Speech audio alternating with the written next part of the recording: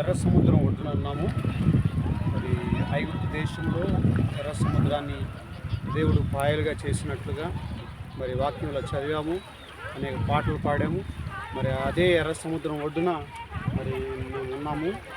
ఎర్ర సముద్రం మనకు కనబడుతుంది. దీన్నే దేవుడు 2 పాయలుగా చేసినట్లుగా వాక్యంలో ఉంది. మరి ఆ ఎర్ర సముద్రంలోనికి మనం వెళ్దాము.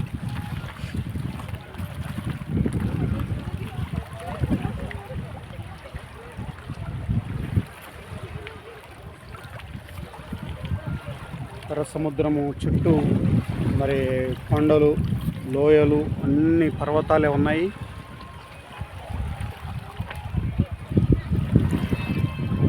ఆ ఎర్ర సముద్రం ఒడ్డున మేము ఉన్నాము.